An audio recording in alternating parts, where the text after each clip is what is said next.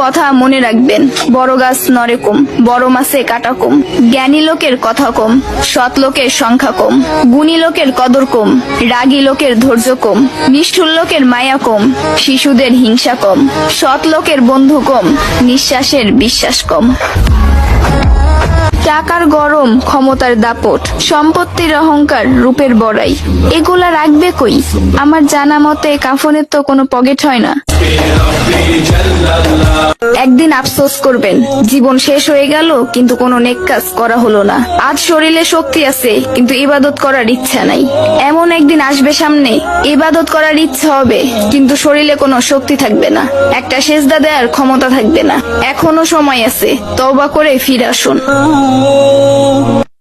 সন্তান যখন দুনিয়ার সম্পদ দ্বারা ধনী হয়ে যায়, তখন বাবা মা ভয়ে ভয়ে কথা বলে যাতে সন্তান রাগ না করে।